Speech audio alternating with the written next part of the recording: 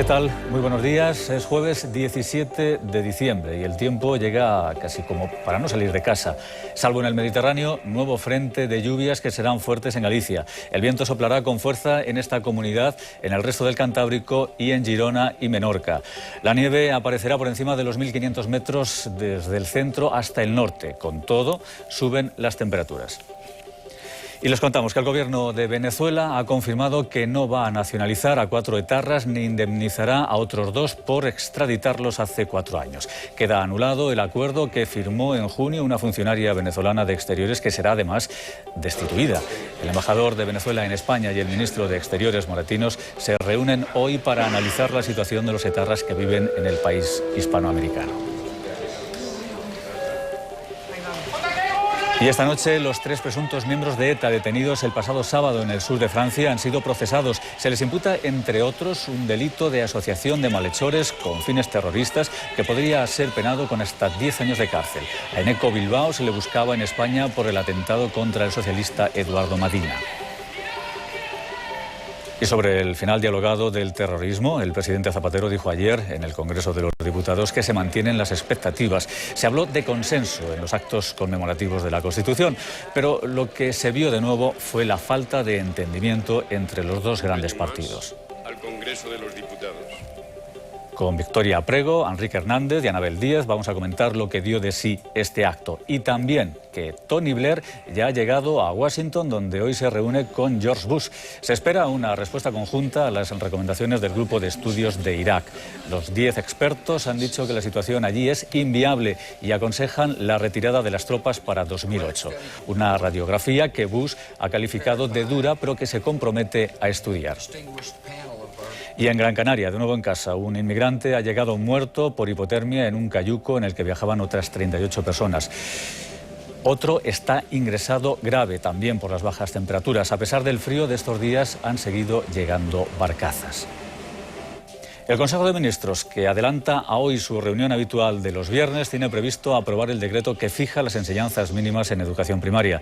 Los alumnos podrán elegir de forma voluntaria la asignatura de religión y entra la nueva materia de educación para la ciudadanía. Además, habrá más horas para matemáticas y lengua extranjera y algunas menos para lengua y literatura. Y atención porque el Banco Central Europeo tiene previsto subir hoy los tipos de interés en los países de la zona euro y según todos los pronósticos crecerán hasta el 3,5%, un cuarto de punto más. La media que se aplica para hacer frente a la inflación repercutirá directamente en el precio de las hipotecas. Y a pesar de la previsión que les acabamos de contar, estamos en temporada de gastos adicionales. Las asociaciones de consumidores calculan que cada familia desembolsará de media más de 1.000 euros esta Navidad. Hablaremos hoy en los desayunos con el director de la Organización de Consumidores y Usuarios, José María Mújica. Calentamos motores con la revista de prensa.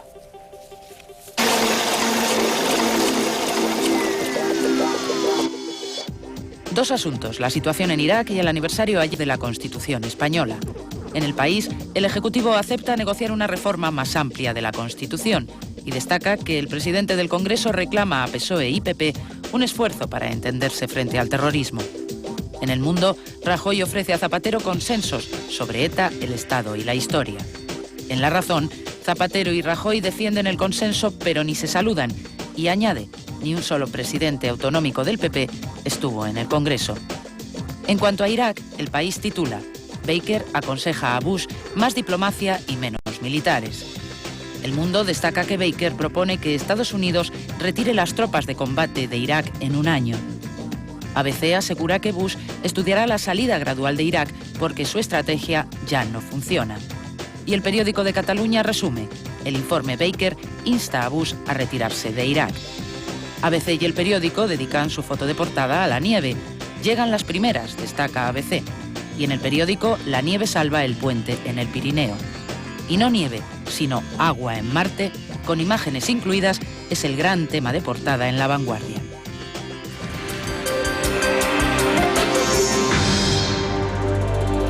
Con imaginación.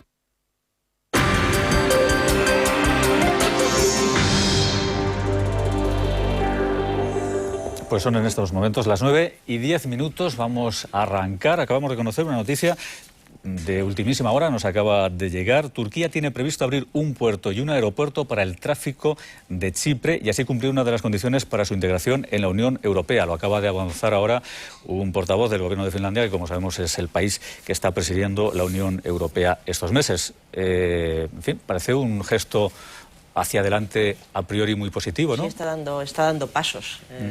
Y este era uno de los requisitos imprescindibles para que la puerta hacia la Unión Europea se abra un poco más. Fue el viaje del Papa, que ya dio un espaldarazo a Turquía para que lo siga intentando, y no sé si tiene relación causa-efecto, pero desde luego este es un gesto esperado e imprescindible en cualquier caso, en un momento en el que, bueno, pues por la situación internacional, Turquía lo tenía un poco más difícil que en otras ocasiones. Pero bueno, vamos a ver, a mí me parece un paso positivo. Además, se produce en un contexto en el que ha habido una serie de alianzas internas en toda la Unión Europea. Por ejemplo, España y el Reino Unido habían empujado mucho para que no se cerrara la puerta definitivamente al ingreso de Turquía, como proponían algunos países. Y recientemente, creo que antes de ayer, la canciller Merkel también flexibilizó la postura, ¿no? En el sentido de que si había, en lugar de cerrar definitivamente las negociaciones, dar un plazo para que cumplieran los requisitos, tal como proponía la Comisión Europea.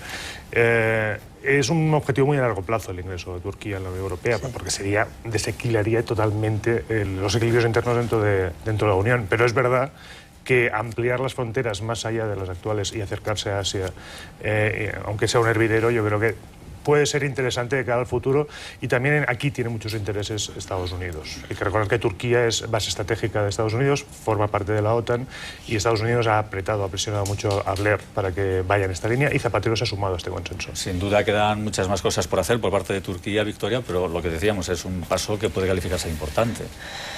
No sé, yo no sé cuál será el resultado final de esa incorporación hipotética. Lo que sí me parece es que es más inteligente la estrategia de dejar un resquicio para la incorporación de Turquía que cerrarle la puerta, porque yo creo que esa también es, desde el punto de vista estratégico, una apuesta sensata, que es fomentar o propiciar la extensión o el asentamiento o la solidez del islamismo moderado como frontera de Europa.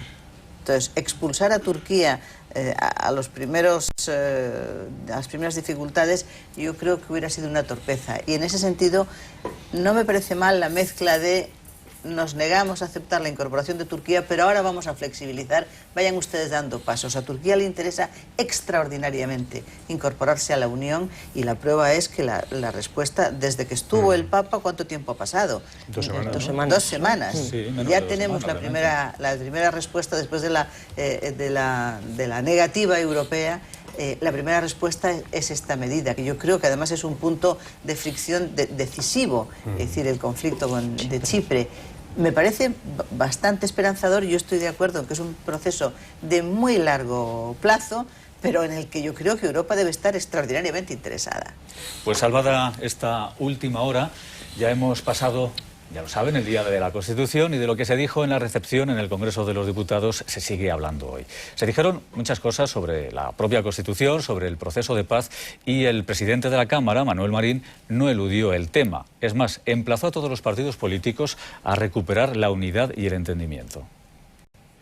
No quiero molestar a nadie, no quiero dar lecciones de nada. Solo quiero señalar que hay que intentar volver al entendimiento entre todos, por muy difícil que se presente el acuerdo en esta materia. Casi no se habló de otra cosa. El presidente Zapatero volvió a decir que Batasuna tendrá representación legal si cumple con la ley de partidos, y respecto al proceso utilizó una expresión muy coloquial y fácilmente entendible por todos. Parece razonable que este debería de ser un momento en el que hubiera la disposición de todos a arrimar el hombro con el gobierno. Siempre he intentado que así sea, intento que así sea e intentaré que así sea. Y por supuesto, como ocurre en estos casos, le contestó el líder de la oposición, Mariano Rajoy, le dijo esto. Me gustaría volver al pacto por las libertades y contra el terrorismo, que se terminase cualquier tipo de contacto político y que nos dedicásemos a, con la ley y con el Estado de Derecho, a acabar con ETA.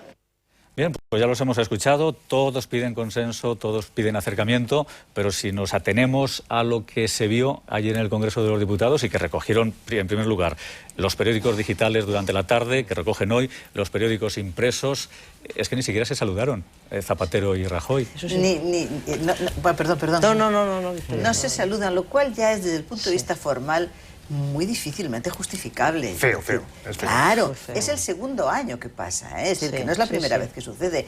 No hace falta que no se saluden para que todos sepamos que no están de acuerdo. Punto uno. Yo, aunque solo sea por una cuestión de formas, el líder de la oposición y el presidente del gobierno deberían por lo menos darse la mano en el día de la Constitución, porque la Constitución les une, aunque discrepen, nos une a todos, aunque discrepemos. Eso por un lado. Y en segundo lugar, yo de todas estas apelaciones ya a estas alturas de la legislatura, al acuerdo, al consenso y tal, simplemente ya no las compro. Porque estamos, lo comentábamos hace un momento antes de entrar en el programa, estamos a 5 o 6 meses, 5 meses de unas elecciones. A ninguno de ellos les interesa en este momento ningún tipo de consenso ni de acuerdo, a menos, claro, que la situación con ETA se ponga tan difícil y tan negativa que obligue, eso sí, a ponerse todos juntos de nuevo. Pero si las cosas se mantienen en estos términos, que es de pura incertidumbre, que es lo que yo creo que hay en este momento, ni Rajoy ni Zapatero se van a poner de acuerdo. Uno pide que el gobierno le apoye, que la oposición le apoye, es decir, el gobierno pide que la oposición le apoye y la oposición pide que vuelvan a donde estaban antiguamente en el Pacto de Toledo. Y esto es como una noria. En los próximos meses yo creo que si no hay cambios a peor, será una noria. Y yo, sin embargo, igual es por el mes que estamos, que estoy muy cansado, pero me estoy volviendo terriblemente incrédulo respecto a lo que nos presentan los políticos, a lo que se escenifica. Porque ayer, por ejemplo, cuando le preguntamos al presidente Zapatero en uno de estos corrillos informativos si había mantenido algún contacto, si iba a recibir a Rajoy, si iba a llamarle, de esto no puedo hablar, de esto no puedo hablar, de esto no puedo hablar. Si no puedes hablar, si no hay nada, sí que puedes hablar, puedes decir que no ha pasado nada, salvo que haya alguna línea de contacto entre Zapatero y Rajoy que desconocemos. Es una pura especulación, pero Zapatero ha comentado, este es el primer presidente del gobierno que entra en la Moncloa cuando los teléfonos móviles, parece una tontería, cuando los teléfonos móviles están a plena actividad. Es decir, que se puede mantener contacto directo sin pasar por gabinetes intermedios. Lo hace a menudo, llama a muchos ministros al móvil sin pasar por secretaria. Y es posible que haya algunos contactos que desconocemos. A mí me cuesta mucho creer que algunos, por ejemplo, lo comentamos hace un par de semanas, que cuando peor está la cosa, cuando se roban pistolas en Francia, cuando Francia confirma que ETA robó las pistolas, en una sesión de control, Rajoy no aproveche la circunstancia para poner contra las cuerdas a Zapatero con este pretexto. Y pero no lo hizo la semana siguiente. Lo hizo la semana siguiente. Con el robo de armas, no. Con el robo de armas, que es lo más objetivo. Pero se han armado, pero está Cebes y está Zaplana. Bien, en ese reparto de papeles yo no me puedo creer que sea casual. Otra cuestión sea que haya un acuerdo. Yo creo que no hay tal acuerdo. Pero yo estoy asistiendo desde hace unos días un tanto extrañado a gestos del PP que formalmente parece que estén muy en contra del proceso de paz, pero si escuchamos a fondo lo que dice Rajoy, sería asumible al menos por una parte del gobierno, que no haya legalización de Batasuna hasta que ETA dé el paso de hacer irreversible la tregua. No sé, yo no creo que haya cambios. Y el gobierno. Y el gobierno también. Es decir, yo no digo que haya cambios, digo que hay una corriente de fondo que no es tan negativa como parece. Hombre, volvemos al principio. A mí me parece muy significativo que si hubiera algún tipo de contacto, que ni siquiera escenificaran un apretón de manos cuando estaban, que los ciudadanos lo sepan, pues en algunos momentos a lo largo de la recepción pudieron estar a menos de 1 metro de distancia. Sí, lo hizo en cambio con Zaplana, se saludaron. El otro con Zaplana, sí, se saludó y se sonrieron. A mí, yo creo que los canales entre los dos, otra cosa es que haya intermediarios aquí, eso creo que sí que hay, pero entre los dos, desgraciadamente parece que hay un clima que no lo había hace 2 años, pero ahora sí, de desconfianza, incluso de cierta, vamos a decir, antipatía. Incluso tal y como se han puesto las cosas. De eso que tienen ya lista de agravios. Sí, yo creo que tiene difícil vuelta atrás, a no ser que ocurriera en este país algo de una gravedad extraordinaria que obligara a ponerse de acuerdo. Pues yo coincido muchísimo en lo que ha dicho Victoria y Enric. Yo creo que es un momento en el que cada cual está defendiendo sus posiciones. Ayer se emplazaron ambos al consenso, pero al del otro. Sin moverse de su sitio. Sin moverse cada uno de sus posiciones. Entonces yo encuentro muy difícil que haya ningún tipo de acuerdo. El señor Rajoy, los 3 temas de consenso que ayer sacó, pues son el terrorismo, vamos a llamarlo los posibles cambios constitucionales y la memoria histórica, que bueno, ese es un tema que daría para mucho, y la semana que viene se verá en el Congreso de los Diputados las enmiendas a la totalidad que hay en esta ley. Yo creo que ese tema se puede dejar. Pero en cuanto a las reformas constitucionales, si me permite, Alfonso, el Gobierno tiene planteada desde hace 2 años y medio 4 reformas constitucionales, lo llevaba el PSOE en su programa electoral. No ha habido posibilidad de acuerdo, no ha habido consenso para que el PP no las ha querido considerar, y estamos hablando de hace 2 años y medio, esas reformas están planteadas, 4 reformas, y el PP ahora plantea una docena de reformas constitucionales. No son de grandísimo calado, son de ajustes técnicos, pero ahí están. Yo le pregunté ayer al señor Rajoy si estaban dispuestos a atender las otras 4. Hizo un gesto simpático, incluso de, bueno, ¿por qué no? No lo verbalizó, solo fue un gesto, fue gestual la expresión, pero no dijo ni que sí ni que no. Con esto que quiero decir, que cada uno ya 6 meses de unas elecciones, está defendiendo sus propias posiciones, con lo que no creo que haya posibilidad de consenso en nada. Ya que has abierto el tema de la reforma constitucional, Enrique, ¿tienes algo que decir al respecto? Sí, bueno, aparte del tema de las elecciones, que hay unas elecciones autonómicas a muy corto plazo y unas generales a un año vista. Ayer Zapatero dijo que no habría anticipo electoral en ningún caso, por cierto. Sí. Hay otra cuestión básica. Todas las encuestas ponen en manifiesto que la ventaja entre el PSOE y el PP es escasa, y que en cualquier caso ninguno de los 2 partidos tendrá mayoría absoluta.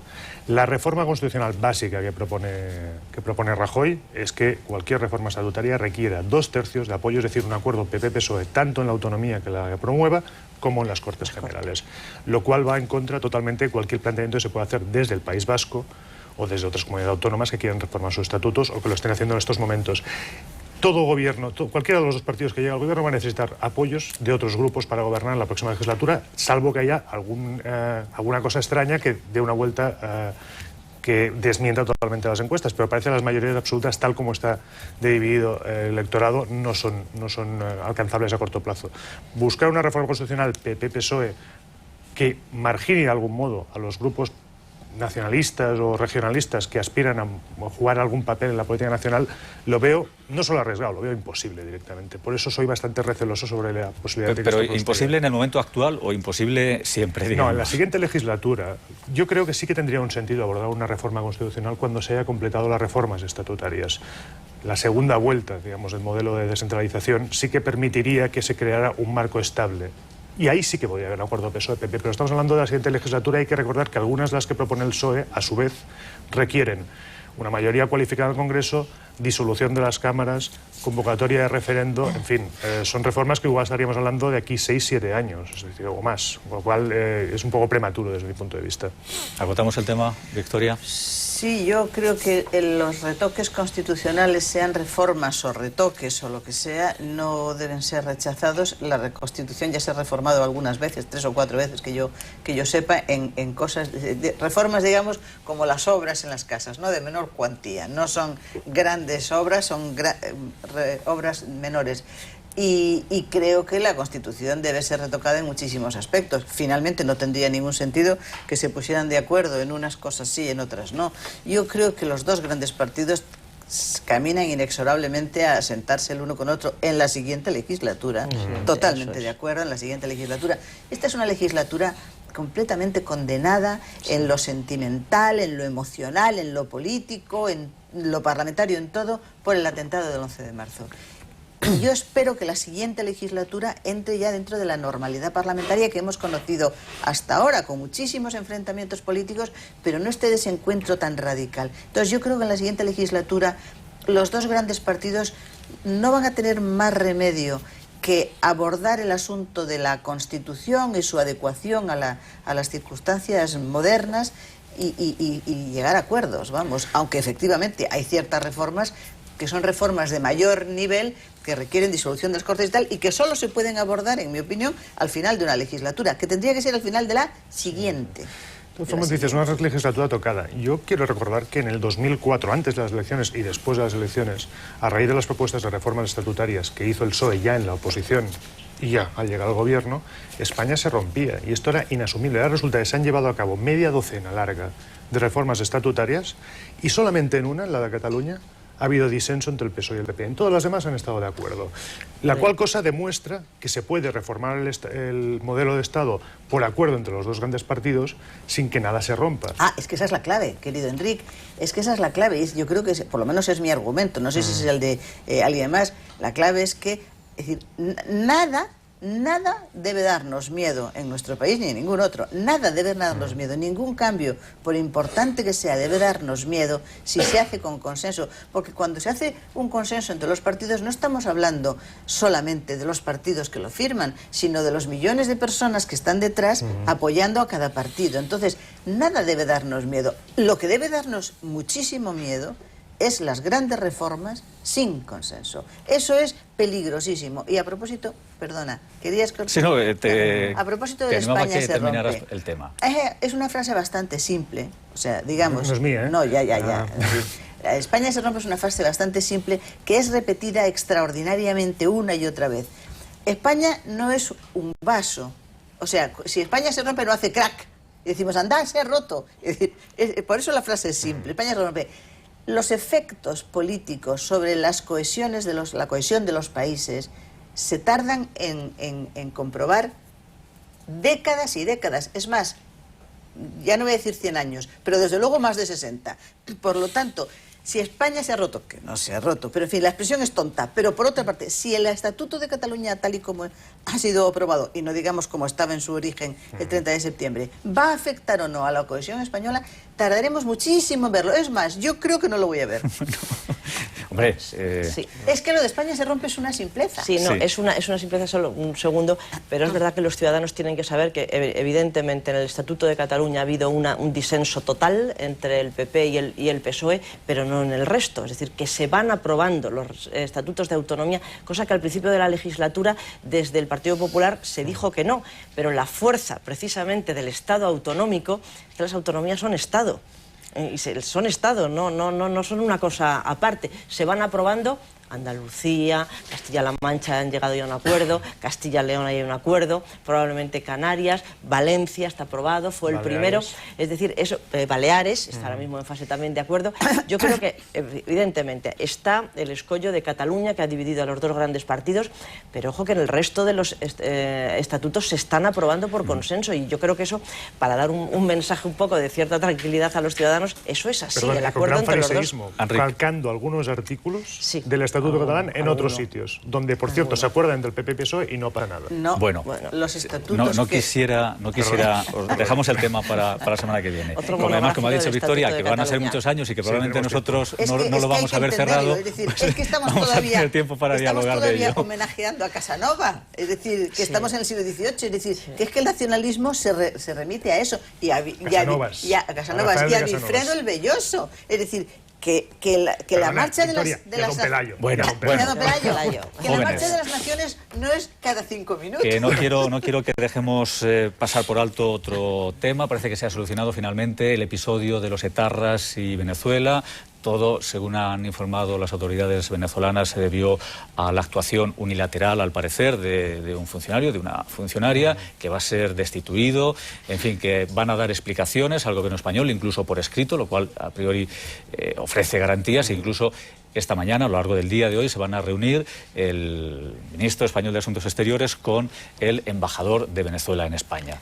¿Asunto solucionado? ¿Asunto cerrado? A mí me llama la atención el tipo de diplomacia que practica España en estos asuntos, porque el lunes se conoció la noticia a través de un despacho de una agencia vasca, de Vascopress, filtrada por los abogados de los etarras que habían alcanzado este acuerdo, y el martes en Senegal, en la rueda de prensa, Zapatero prácticamente no quiso incidir en el tema, quiso pasar de largo, pasar de puntillas. Rubalcaba dijo que sería inaceptable si se confirmaba. ¿Por qué? Porque en lugar de el gran conflicto diplomático que parece que se le pedía que desatara, lo que hizo el gobierno fue negociar, bajo cuerda, por decirlo así, Bueno, directamente. negociar, poner unas comillas a eso de negociar, lo que Bueno, hizo fue negociar es amenazar. exigir, Bien, ¿qué es bien. esto? Negociar una salida ese mismo día. De tal manera que ese mismo día Venezuela dijera, no, esto ya no se lleva a cabo, se anula el acuerdo, pero Venezuela siempre ha sido un refugio de terroristas, en parte porque así se le pidió, después de las conversaciones de Argel.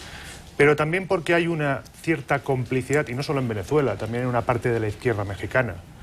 Hay una cierta complicidad con el mundo de Berchale, con el mundo de ETA, hay ex-etarras, porque ya no militan, hay afincados que tienen negocios que son bien considerados, y hay que recordar que Hugo Chávez ha dado trabajo a un par de ellos en la propia gabinete de la presidencia. Es decir, que entonces el problema persiste. Lo que pasa es que es verdad que el paso adelante del gobierno, es decir, mira, anula este acuerdo, no se puede ni indemnizar a unos etarras extraditados ni nacionalizar a otros para que no sean extraditados, parece que ha sido un gesto rápido y convincente, y que Venezuela ha doblado la cerviz inmediatamente. Yo creo que es un éxito de la diplomacia española, clarísimamente del gobierno, que ha reaccionado rápidamente. Yo creo que se ha plantado, que es una buena cosa. Hubiera sido indigerible para España desde todos los puntos de vista que estas medidas se llevaran a cabo. La funcionaria venezolana es una víctima, sin más preámbulos, de una política encabezada por el propio presidente Chávez. Lo que pasa es que en estos sistemas políticos pues buscan un culpable que sea el débil.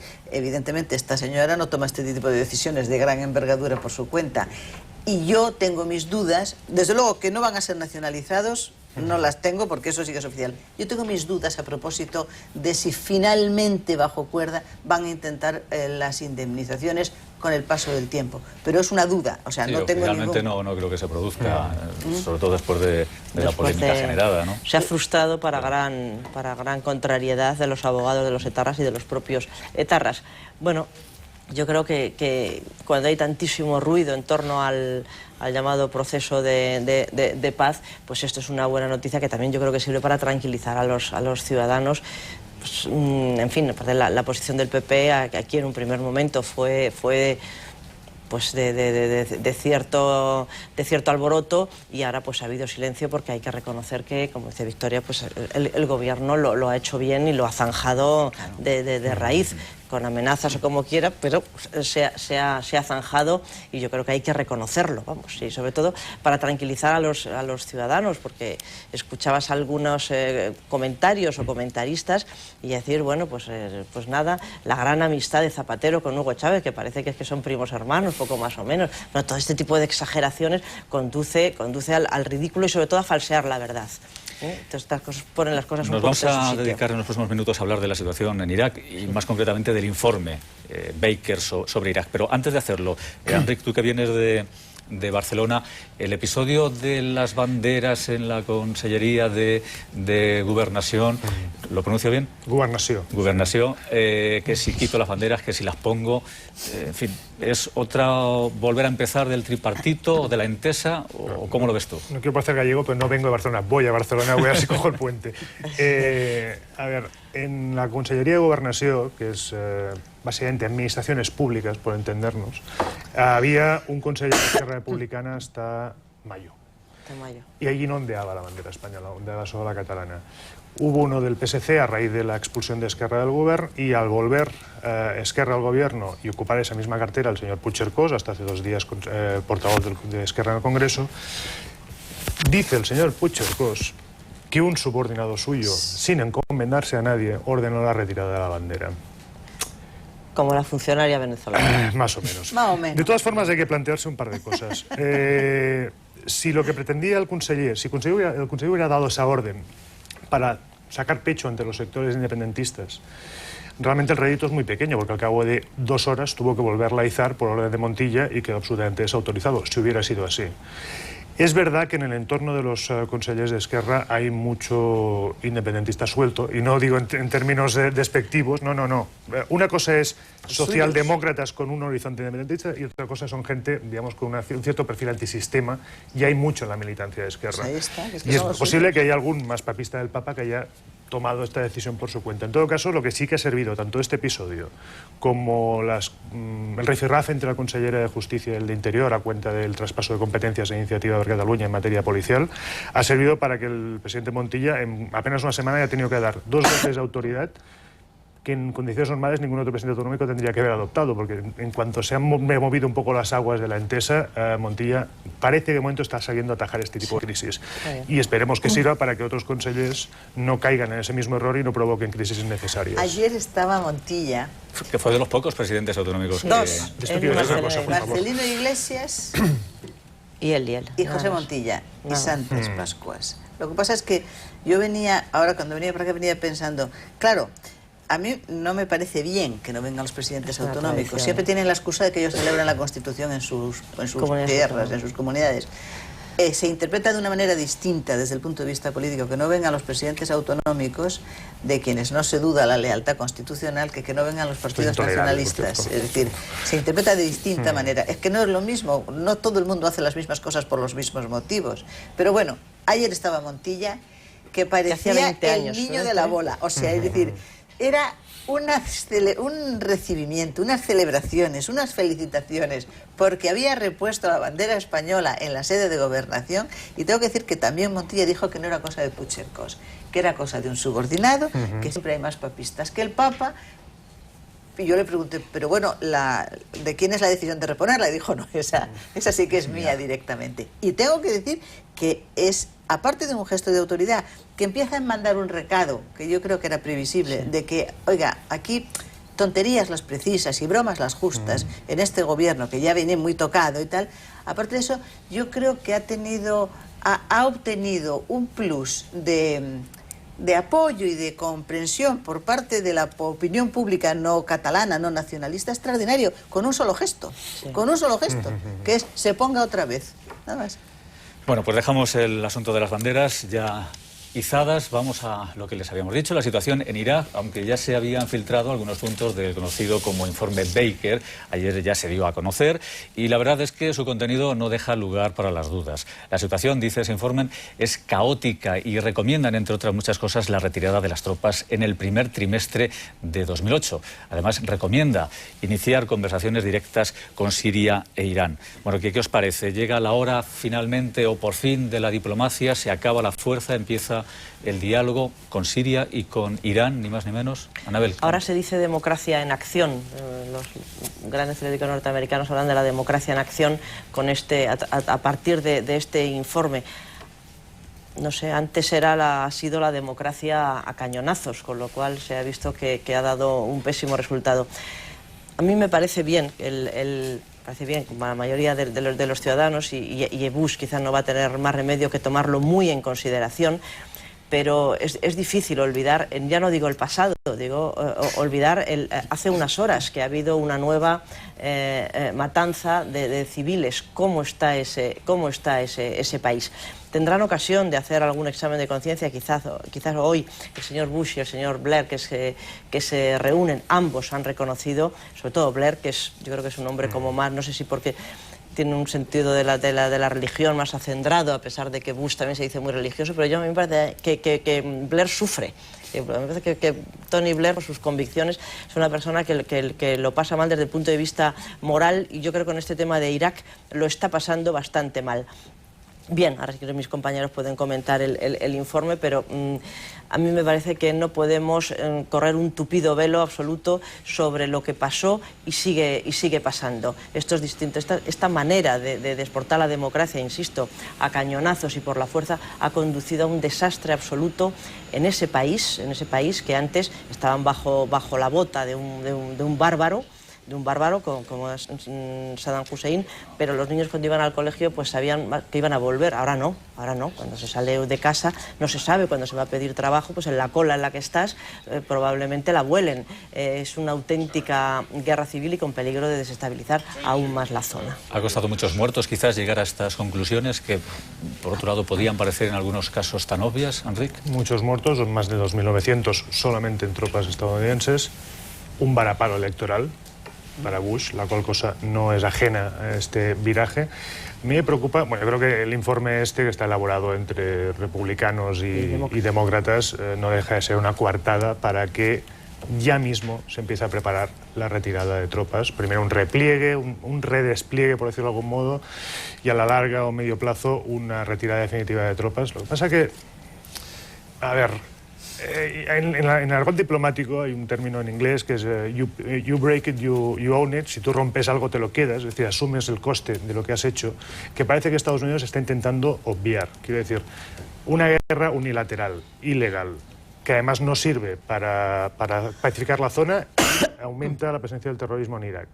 Si como consecuencia de esto, lo que acaba haciendo Estados Unidos es formar a las tropas iraquíes para que puedan buscarse la vida y lidiar con el terrorismo, y acaba yéndose en 2 años, va a dejar aquello mucho peor de lo que estaba. Y la aproximación a Siria e Irán me parece un concepto interesante, pero hay que tener en cuenta que el pasado verano Israel, apoyado por Estados Unidos, estaba librando una guerra contra Siria e Irán en el territorio libanés. Y en Líbano las cosas siguen muy mal, es decir, estamos todavía muy lejos de que esa aproximación se produzca. Por tanto, como principio básico de la diplomacia americana me parece muy bien, pero efectivamente no lo vamos a ver nosotros, ni lo va a ver Bush, eso está clarísimo. Se va a ver en la próxima presidencia si esto se pone en marcha ya. Eso te iba a preguntar, si es un balón de oxígeno, Victoria, este informe Baker yo creo para que la salida. La virtualidad de este informe es sencillamente dar carta de naturaleza al reconocimiento oficial por parte del gobierno de Washington de que esto ha sido una catástrofe. Es decir, en definitiva, yo creo que el informe Baker le hace el favor a Bush después de la derrota electoral, que le hizo el primer favor, de decir, bueno, vamos a hablar con los demócratas a ver qué punto de vista tienen, que por cierto tienen distintos puntos de vista, es decir, conclusión, no tienen ninguno preciso.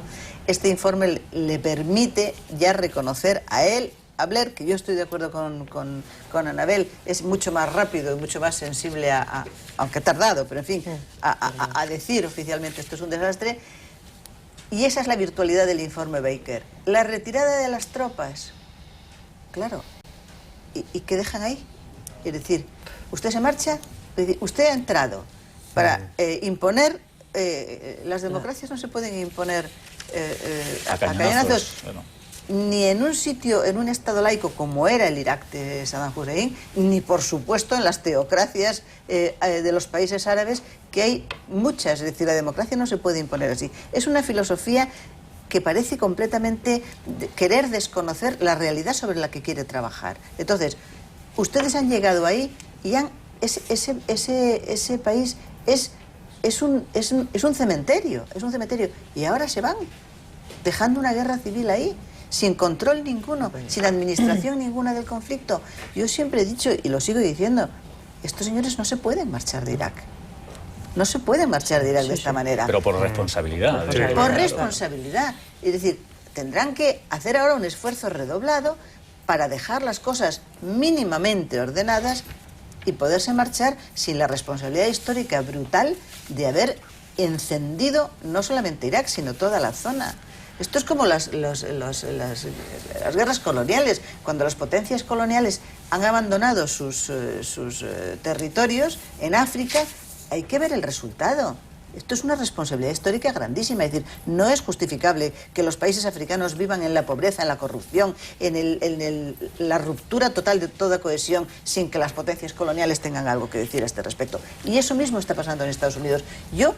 Y ya terminó, no soy nada partidaria de que Estados Unidos se retire de Irak, de ninguna manera, hasta que no pueda garantizar que aquello lo deja mínimamente estable. Y en términos históricos... Perdona, Enrique, el inicio del informe Baker es absolutamente demoledor en la primera frase. Dice, no hay fórmula mágica para resolver el problema de Irak. Es decir, que ya con eso casi que lo dice todo. Es más, muchos analistas advirtieron al gobierno Bush lo que iba a suceder si entraban en ese avispero. Y no hicieron caso porque tenía otras prioridades. Pero tenían otras versiones, que era que entraban y salían la población con las banderitas. Había suficiente información de los servicios secretos para ver que lo de las armas de destrucción masiva no era cierto. Ya, pero la idea... que todo era un pretexto. De todas formas, déjame decir una cosa muy sencilla, porque si no se me va a escapar. Estamos viendo como dos de los 3 participantes en la foto de los Azores han entonado el mea culpa y están replegando sus posiciones. Bush, a través de este informe, Blair, desde hace unos meses, hay un tercero, que era Aznar, y sus herederos, que todavía no se les ha escuchado decir fue un error apoyar la guerra de Irak, para más señas, contra la opinión del 90% de la población española. Aquí estaría bien que todo el mundo, que cada palo aguantara su vela, y que también Aznar, o en este caso el partido que preside como presidente fundador o presidente de honor, pues dijera algo al respecto de este tema. Aquí parece que se ha aparcado. Por dos razones. Yo creo que Aznar se equivocó al 100% respaldando la guerra de Irak. Siempre lo he pensado, lo dije en su momento. Es decir, eso fue una equivocación. Lo que pasa es que Bush y Blair han entrado en la guerra de Irak. Es decir, entraron en Irak. El gobierno español... el gobierno español no entró en la guerra de Irak. El gobierno español, una vez que estos entraron, mandó sus tropas para asegurar la estabilidad, lo que fuera. Es decir, es distinto. El problema es la posguerra, no la guerra. Y en la foto de las guerra se ganó en 15 días. Pero la posguerra no es entrar en la guerra. La responsabilidad de entrar en la guerra es fundamentalmente, no solo, pero fundamentalmente de Bush, también de Blair. Es decir, que siempre dicen, es que España entró en la guerra de Irak. No es verdad, España apoyó la guerra de Irak, la invasión de Irak, que a mí me parece un error de los históricos, pero no es lo mismo que Bush, que tiene la responsabilidad todavía, y Blair, que también la tiene. Con esto no quiero decir que el potencial militar español no es el americano, pero hubo que retirar las tropas, no lo olvidemos. Sí, no quiero decir con esto que no tenga que decir nos equivocamos. No quiero decir que no esté de acuerdo contigo. Yo me parece muy bien que diga nos equivocamos, pero lo que quiero explicar es que la posición de España no es la misma que la posición de Inglaterra, del Reino Unido o de Estados Unidos. Anabel, yo creo que no. A mí me parece que tiene razón Victoria, que España no entró, sino colaboró, mandó tropas para la reconstrucción. Lo que ocurre es que el presidente anterior hizo tal ostentación del apoyo, pues con la foto de las Azores, que parecía que éramos prácticamente nosotros los que encabezábamos los regimientos y la invasión de Irak. O sea, se asumió un protagonismo que era muy superior al que la realidad. Desde luego al que nos correspondía y desde luego al que fue la realidad. Eso fue lo que provocó, pero lo vamos a recordar, pues la animadversión o la revuelta ciudadana, es decir, no queremos estar ahí. No ocurrió solo en España, ocurrió en otros países, pero yo creo que es que fue más la representación que la realidad. Pero entonces, claro, que cada palo aguante su vela. Bueno, ahí ha quedado como que fuimos ahora nos corresponde a nosotros ir a otra cosa. Nos vamos exactamente a la bolsa que, pues como nosotros, tampoco hace puente. ¿Cómo encara el día, Pedro Carreño? ¿Qué tal? Buenos días. Bueno, pues el mercado ha abierto la sesión con subidas, ahora mismo en línea con las principales plazas europeas. El IBEX 35 sube en estos momentos un 0,3% y eso es una buena noticia porque significa que está por encima de los 14.000 puntos. Atención, porque durante los 2 primeros minutos de apertura hay un auténtico valor estrella. Son los títulos de Altadis, que en estos momentos suben más de un 7%. Altadis, según algunos rumores, sería el protagonista de algún movimiento corporativo.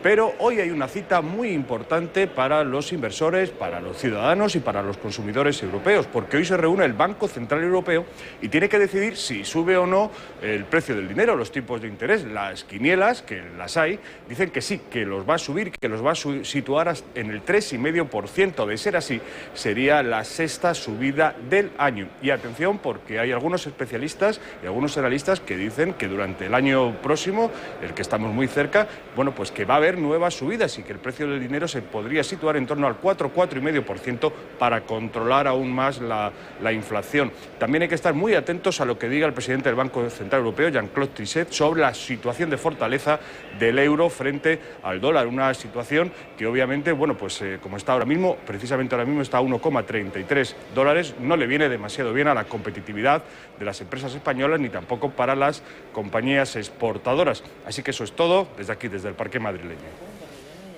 Hasta luego, Pedro, y seguimos. Este mes, ¿qué les vamos a contar? Que no sepan, nos viene encima una avalancha de gastos y consumo que en la mayor parte de las ocasiones está por encima de nuestras posibilidades. En general, despilfarramos y por echar cuentas, hay incluso quien dice que vamos a gastar casi 1.000 euros por cabeza en gastos extras de Navidad. Otros, como vamos a tener oportunidad de conocer, pues tienen otra opinión al respecto de esas cuentas. En cualquiera de los casos, todos los años es la misma historia. Navidad es la época más cara del año y lejos de retraernos en el consumo, es por el contrario cuando más gastamos. En fin, que parece que no tenemos arreglos. Hoy está en los desayunos José María Mújica, director de la OCU, Organización de Consumidores y Usuarios. Buenos días, señor Mújica. Buenos días. No tenemos arreglo, no aprendemos, ¿no? Bueno, sí, parece que estamos en a las puertas de una de las grandes fiestas del consumo. Y el llamamiento a lo que es el consumo compulsivo pues está ahí, y sobre todo con esas cifras que a veces aparecen y a las que la OCU es muy poco aficionada, en el sentido de que parece como que si no gastamos cantidades importantes de dinero, pues o no celebramos bien o no queremos suficiente a la gente con la que vivimos, ¿no? Y en ese sentido a nosotros nos parece mucho más importante pues hacer un llamamiento a lo que entendemos que tiene que ser el consumo racional, el consumo sostenible, y sobre todo a un ejercicio de lo que llamamos gramática de consumo. Hay 4 verbos que en esta época es muy importante conjugar, porque de alguna manera es lo que nos va a permitir acabar estas siestas sin un gran agujero en el bolsillo, porque hay una circunstancia, y es que hay gente ya, hay familias que terminan el mes de diciembre con la tarjeta del mes de febrero ya fundida, con lo cual... Y el otro día me contaban algo que me parecía inaudito, impensable hace unos años, y me aseguraban que era verdad, que hay personas que piden créditos para afrontar los gastos de Navidad. Sí, sí, sí. Posiblemente una de las cosas que resulta difícil de entender es que todavía, o que en nuestro país realmente haya quien se plantee unas vacaciones hipotecando prácticamente el resto del año, pidiendo un crédito para poder hacer frente al coste de unas vacaciones que a lo mejor de otra manera no se podría permitir. Y lo mismo sucede en estas fiestas, donde efectivamente hay personas que tienen que hacer, quizá porque el llamamiento, vuelvo a repetir, a lo que es el consumo compulsivo es muy fuerte y resulta difícil sustraerse a él, ¿no? Nosotros el mensaje que damos es que hay que escaparse al influjo de las guirnaldas y al ritmo y no bailar al ritmo del tamborilero, ¿no? Porque es lo que a veces hace que se nos vuelva muy fácil el consumo, que luego tenemos que afrontar su coste durante el resto del año. Perdemos la noción, ¿verdad? Y pregunta obligada, señor Múgica, ¿en qué gastamos más los españoles en estos días? Bueno, fundamentalmente hay 3 grandes capítulos. Está el capítulo de la alimentación, está el capítulo de los regalos. Parece como que si no hacemos un regalo, pues no nos queremos, y a veces el tamaño del cariño depende del coste del regalo, y luego evidentemente el coste de la carta a los Reyes Magos, que está ahí y que desde luego, bueno, pues sería muy importante que esa carta se escribiera, se aprovechara este puente para escribir la carta, porque de esa manera los Reyes Magos pueden prepararlo mejor y pueden hacer ese ejercicio de, bueno, por lo menos intentar que el coste sea menor. Esta cuestión la quería plantear. Estamos a 7 de diciembre, es decir, dentro de un mes menos un día van a llegar Su Majestad de los Reyes Magos con todos los regalos. Y los Reyes Magos están a estas alturas del año todavía con posibilidades de que la factura, con todos los niños que hay, que les resulte algo más leve. Sí, de hecho, bueno, hay un ejercicio que hicimos hace un par de temporadas y que fue bastante evidente. La misma carta a los Reyes Magos, la misma, es decir, con la misma identificación, con los mismos juguetes, comprarla a última hora en un solo establecimiento pues significó un 30% más caro que hacer esa misma compra escalonándola. Es decir, cuando yo me refiero a ese ejercicio de gramática de consumo y conjugar 4 verbos, el primero es planificar. Tenemos que saber, planificar no significa cerrar todas las puertas, pero por lo menos saber dónde va a ir la parte más importante. Comparar sería el segundo verbo, porque si dedicamos tiempo a esa comparación de productos y calidad, podemos luego conjugar los otros 2, que es diversificar y escalonar, es decir, no comprarlo todo en el mismo sitio ni al mismo tiempo. Realmente, si se hace este ejercicio, y luego en la carta a los Reyes Magos nosotros hemos podido comprobar y demostrar con cifras que ahí se podía conseguir un ahorro de un 30%. Estamos hablando de una factura importante, esa cantidad pues puede ser significativa. Pues es importante esto, que los niños que nos estén viendo a esta hora sepan que deben hacer ya la carta, deben escribir la carta a los Reyes Magos. Tienen tiempo, porque a los Reyes Magos les pueden facilitar mucho las cosas de aquí hasta que llegue la noche mágica del día 5.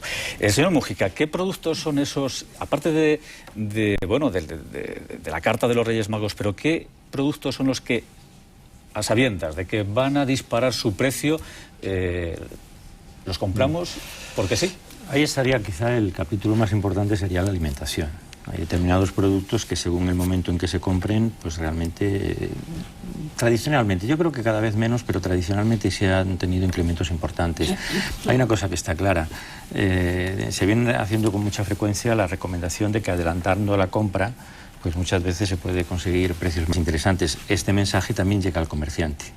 Entonces, de alguna manera, entran en el juego también. Entonces, en ese sentido, ese consejo que a lo mejor hace 5 o 10 años pues podía tener su eficacia, hoy no digo que no la tenga, porque efectivamente si uno ve los precios el día 24 o el día 31 por la mañana, de determinados productos, pues bueno. Pero también hay otra cosa, a veces esclavizarnos a un menú ese menú que muchas veces decimos tradicional, que parece que si no tomamos determinados productos en determinados días, pues no celebramos la fiesta, pues a lo mejor es un mecanismo que podemos plantearnos y diversificar un poco, ser más creativos, y si quizá dejamos ese menú para otro día, pues a lo mejor el ahorro también es importante. De alguna manera, nosotros insistimos mucho en planificar. Es decir, saber qué vamos a hacer, eso no quiere decir que si yo tengo un capricho no me lo pueda permitir, o que lo veo, pero por lo menos que, vamos a decir, lo nuclear, lo importante, de alguna forma responda a esa percepción previa de lo que voy a necesitar y de lo que voy a querer, porque de lo contrario, la compra compulsiva está ahí y los mensajes que vamos a recibir a lo largo del año, claro, pues van a ser permanentes. Perdón, de estas fiestas van a ser permanentes. Le digo que un compañero de Radio Nacional, Carlos Santos, uno de los 2 días, Navidad o fin de año, lo celebra con lentejas, unas lentejas, por lo visto, espectaculares, que espero que algún día probar. De todos modos, por establecer un ranking, los productos... estaríamos hablando de mariscos. Cava, mariscos, algún determinado tipo de verdura. ¿No? Como... Sí, las angulas. Lo que pasa es que las angulas, yo creo que ya, aparte de que es una especie, no digo en peligro de extinción, sino extinguida, pues resultan realmente onerosas de comprar en esas fechas, porque alcanzan unas cifras realmente espectaculares, ¿no? Y de alguna manera, bueno, pues no puede constituir un objetivo en la familia media española. Pero sí es verdad que el marisco y los langostinos a la cabeza pues suelen tener unos precios muy importantes, teniendo en cuenta que con mucha frecuencia hay mariscos que lo han descongelado para nosotros. Es decir, no podemos pensar que todos los mariscos que se venden son mariscos frescos que proceden de Sanlúcar, sino que pueden proceder, y normalmente proceden de otros sitios y han sido descongelados previamente antes de la venta, ¿no? En ese sentido, el marisco está ahí. A determinadas carnes, has citado el cordero, es una de las que también está en la cabeza, y luego algunas verduras, pues también parece que en esas fechas, pues como la lombarda, pues parece que en algunos sitios tiene que estar en todas las mesas, y eso hace que el precio se dispare.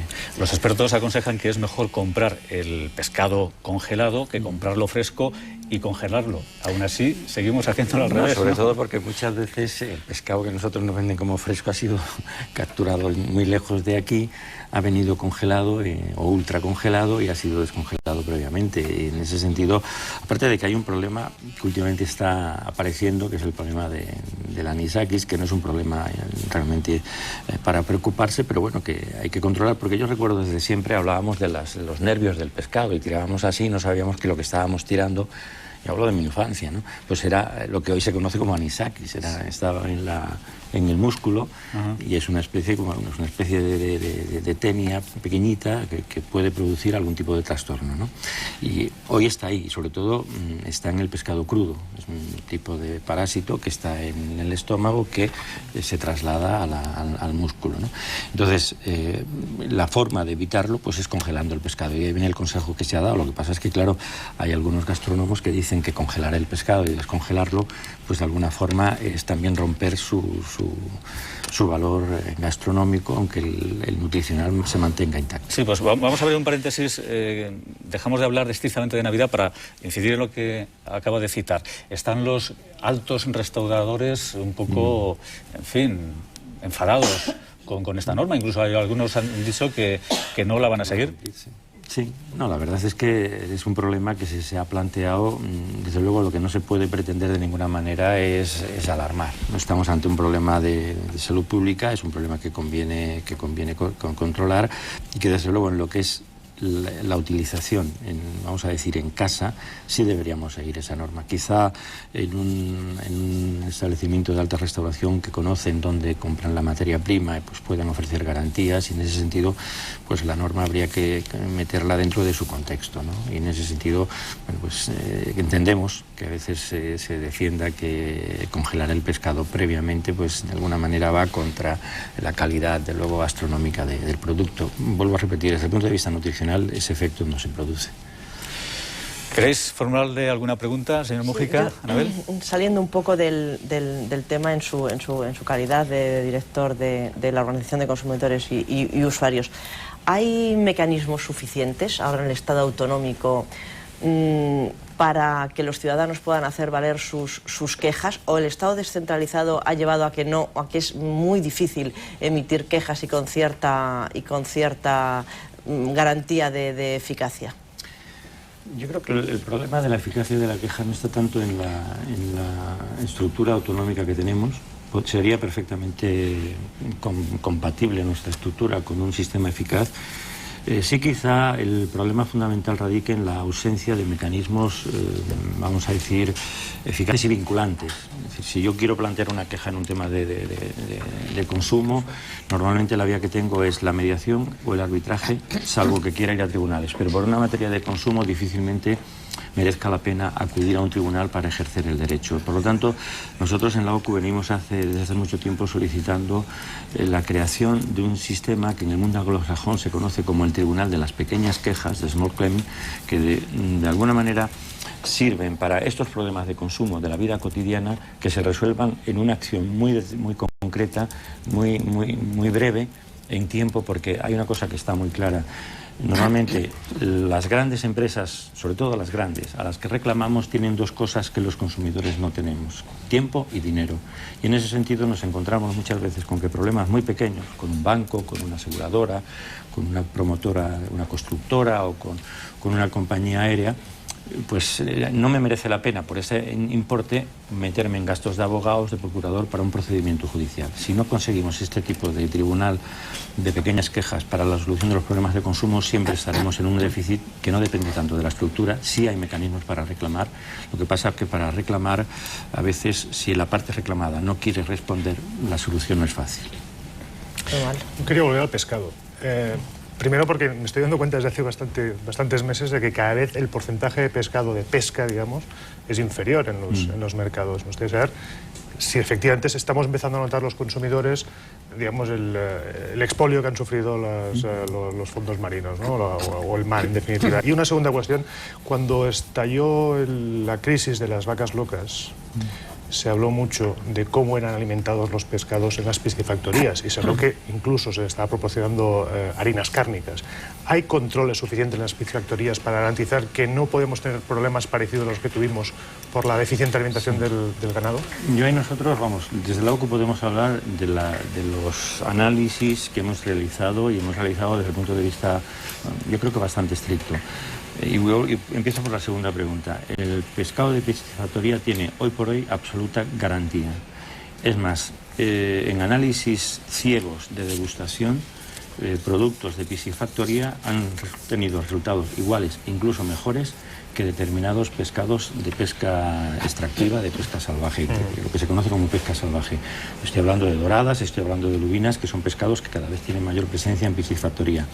Hay una cosa que nosotros tenemos bastante claro: estamos evolucionando hacia lo que es, vamos a decir, el pescado de granja. Es decir, hasta ahora, pues eso no era así, pero cada vez el pescado de piscifactoría tiene mayor presencia, las técnicas se desarrollan mejor y desde luego la calidad del producto y el pescado de piscifactoría cada vez es mejor. Y en ese sentido, vuelvo a repetir, nosotros hemos realizado ya análisis suficientes como para poder decir que podemos consumir con tranquilidad el pescado de las piscifactorías desde el punto de vista tanto de seguridad alimentaria como de calidad del producto.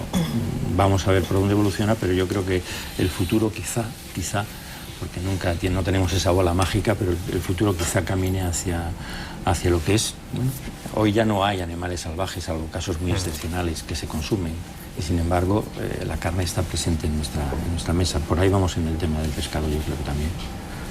¿Victoria? Pues yo quería retomar la pregunta de Anabel, porque ella preguntaba sobre si... Bueno, lo primero que usted me ha dado la sensación es de que el consumidor verdaderamente está muy desamparado, porque claro, si se enfrenta a grandes compañías en solitario que tienen, como usted ha dicho, muchísimo dinero y muchísimo tiempo frente a un individuo que no tendrá ninguna de las dos cosas, realmente a estas alturas de nuestra vida de desarrollo y de consumo extraordinario, el consumidor está desamparado. Casi. Tiene bastantes dificultades para hacer valer sus derechos. Por eso yo creo que desde la OCU una de las tareas que procuramos con mayor intensidad es la tarea preventiva, que la gente sepa antes de... pongo ejemplos. Estamos viendo ahora casos de retrasos en compañías aéreas. Si yo quiero hacer valer mi derecho frente a una compañía aérea, pues puedo hacerlo. Yo le puedo decir que la OCU en el año 1998, con motivo de una huelga encubierta que hubo en una época de vacaciones de Semana Santa, que hubo un caos en todos los aeropuertos, puso en marcha una acción judicial. contra AENA por el funcionamiento de los aeropuertos y contra las compañías aéreas. La de AENA terminó el año pasado, es decir, estamos hablando de 1998-2005, y la de las compañías aéreas todavía hoy está abierta, es decir, todavía no se ha solucionado, y estamos hablando de un problema de gente que perdió pues el viaje de novios o las vacaciones o lo que fuera, ¿no? Y en ese sentido... Pero entonces ese tribunal de pequeñas quejas o de quejas de, en fin, de gran envergadura debería casi, yo no conocía esa fórmula, pero me ha parecido muy interesante, debería estar en los programas electorales de los partidos, ¿no? Lo que pasa es que los programas electorales de los partidos, cuando uno los ve, la parte, vamos a decir, del consumo, que es una prioridad, no ocupa más de 2 páginas.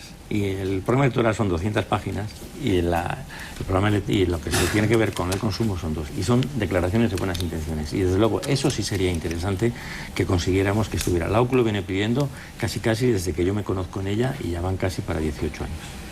Sin éxito. Sin éxito. Vamos a ver si algún día lo tenemos.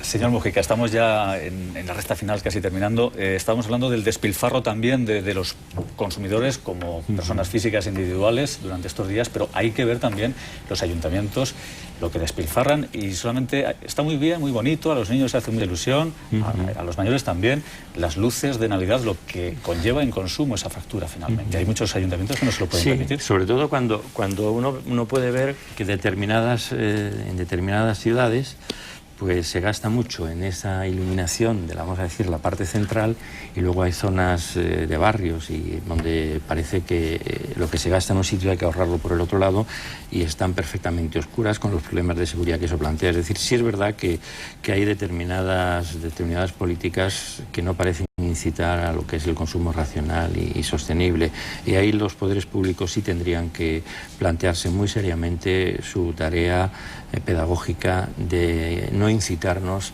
al consumo irracional. Y a veces uno echa en falta pues que los mensajes de los poderes públicos también vayan un poco orientados hacia esta racionalización y sostenibilidad del consumo en estas grandes fiestas. Todo lo que no sea caminar en esa línea, a nuestro juicio, es apostar por un futuro bastante poco desagradable. La OCU tiene un concurso literario, El Pequeño Consumidor, que es con todos los colegios. El segundo año ganó el premio una valenciana que decía que quizá el fin del consumo esté en el propio consumo. Esa predicción de esta pequeña consumidora, a nuestro juicio, tiene visos de poder ser realidad si no somos capaces de entrar por la vía de ese consumo racional y sostenible que estamos intentando implantar en estas fechas. Pues no se vaya, porque entonces esto que le vamos a mostrar a usted y a todos ustedes le va a dar que pensar. Una vez acordado que el consumo es una de las pestes del siglo XXI, la tira de Nacho propone una solución: consumir poco, pero ojo, con mucho fundamento. Aquí está la lista de las cosas más caras del mundo. Solo puede uno comprárselas una vez en la vida. Y si no, pues si no se es completamente millonario, no comprarlas ninguna vez. Eso es lo que dice la tira de Nacho.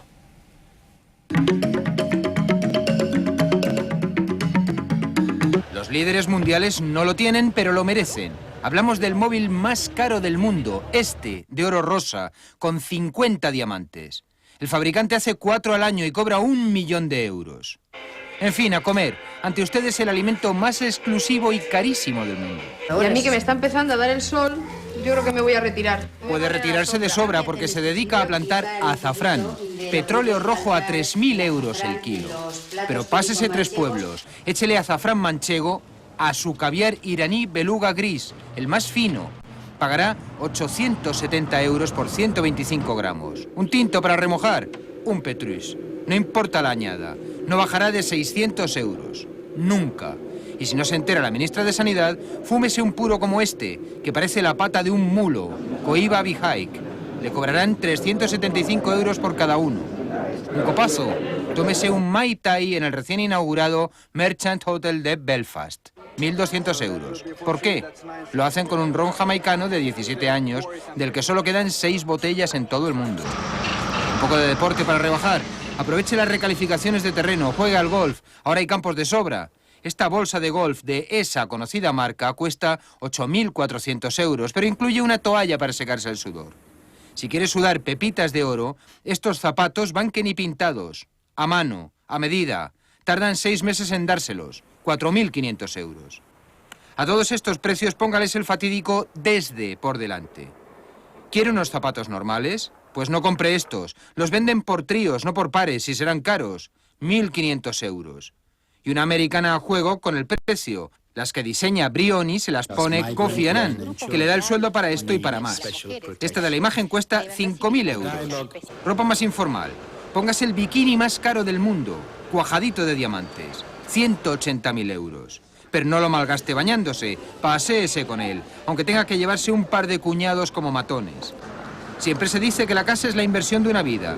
Estas son la inversión de varias vidas. Esta, en Windlesham, Inglaterra, con 103 habitaciones, 5 salas de cine, una bolera, 100 millones. Si se conforma con un apartamento, de Pierre, en Nueva York, le costará 50 millones. Salón amplio y buenas vistas sobre Central Park. La segunda inversión de una vida es el coche, sobre todo este. 450.000 euros, amigos, llega la Navidad. ¿No creen que con estos precios lo mejor es creer en los Reyes Magos? Desde luego, y además tiene razón Nacho, estas cosas solamente se pueden comprar una, y digo yo, o ninguna vez en la vida. Muchas gracias, señor Mújica, y en todo caso ya nos adelantamos que pase felices Pascuas. Igualmente. Y buen consumo. Igualmente. Bueno, pues para lo que queda de puente, nueva racha de mal tiempo. Ana Roque, buenos días, cuéntanos detalles. Buenos días, sí, tenemos de momento hoy un nuevo frente entrando por el noroeste de la península y que va a dejar de nuevo lluvias entre hoy y mañana en la mayoría de las regiones peninsulares y también en el archipiélago balear. De momento, durante este día, esas lluvias podrían ser localmente fuertes y persistentes en la Comunidad Gallega, débiles a moderadas en Asturias y en el noroeste de Castilla y León, y con carácter más débil se van a extender por el resto del Cantábrico, de Castilla y León, Navarra, La Rioja, Aragón, Madrid, Extremadura, Castilla-La Mancha o el oeste de Andalucía. De momento, hoy esas lluvias no van a llegar al área del Mediterráneo, aunque sí las nubes. También nubosidad abundante en el norte de Canarias. La cota de nieve hoy se sitúa en torno a los 1.500 metros en el noroeste y en el centro, y a partir de 2.000 metros en el área de los Pirineos. Y tenemos viento que va a soplar de nuevo con rachas muy fuertes en las costas de Galicia, en el litoral cantábrico, noreste de Cataluña, en la isla de Menorca, y también con rachas fuertes en zonas altas del interior de la península ibérica. Pero ese viento de componente suroeste va a hacer que hoy las temperaturas suban un poquito en la mayoría de las capitales. Ninguna va a estar por debajo de los 10 grados. 11 va a ser el valor inferior. Se va a registrar en Madrid, en Valladolid o en León. Mientras, pues se van a rondar los 20 grados de máxima por todo el Cantábrico. Se van a superar en el litoral mediterráneo y también en Canarias. A partir de mañana las temperaturas descienden en todas las regiones. Bien, pues el mal tiempo y las carreteras son, como bien saben, malos aliados. Hoy se espera que haya más movimientos de tráfico en esta segunda parte del macropuente. Buenos días, desde la DGT de Sire Jambo, ¿cómo está la situación ahora mismo y qué es lo que se prevé? Buenos días, Alfonso. Bueno, pues por el momento normalidad en la mayoría de las carreteras españolas en esta tercera jornada de puente. A lo largo de la mañana se han registrado muy pocas retenciones, solo podemos destacar en la A2 en sentido Madrid, en el puente de San Fernando por un accidente, y en la A42 en la provincia de Toledo. El carril derecho de la carretera está cortado por el incendio de la rueda de un camión. Pero salvo estos hechos puntuales, la circulación está siendo fluida y principalmente se debe a que este largo puente está permitiendo que se realicen salidas escalonadas. Recordar que desde las 3 de la tarde del martes 13 personas han fallecido en las carreteras españolas. Bien, por eso no nos cansamos de pedirles mucha prudencia y precaución a la hora de coger el coche y salir a la carretera. Es el momento ya de actualizar los principales contenidos de la jornada. El ministro de Exteriores, Miguel Ángel Moratinos, se reúne hoy con el embajador venezolano después de que el gobierno de Chávez anulara un acuerdo sobre la nacionalización de 4 etarras y de la indemnización a otros 2.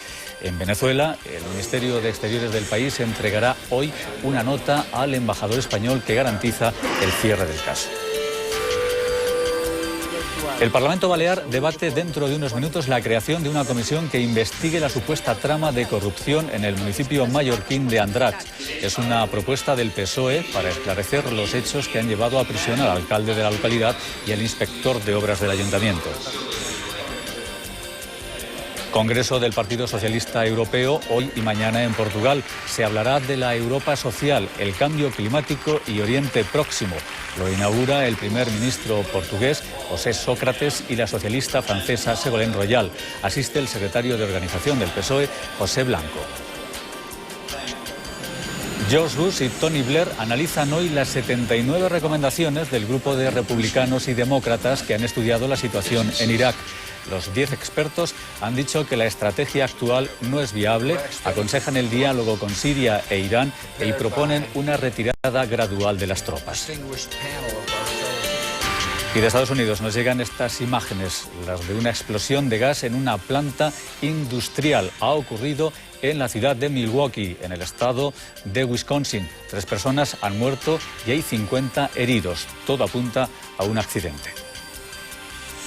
Y no nos vamos a ir sin decirles que esta casa, Televisión Española, sigue celebrando su 50 aniversario, en esta ocasión con una gala en la que participan muchos de los que han escrito la historia de esta cadena desde sus inicios hasta hoy. Será en la primera a partir de las 10 de la noche. Los que salen en televisión. Bien, y una de las personas que ha escrito una página importante en esta casa está hoy con nosotros, Victoria Prego. Es todo un placer y un honor. Muchas gracias, igualmente. Y un placer y un honor también haber compartido esta tertulia con vosotros, faltaría más. Gracias. Pues hasta aquí hemos llegado, que este largo fin de semana les sea leve a todos. Hasta el lunes.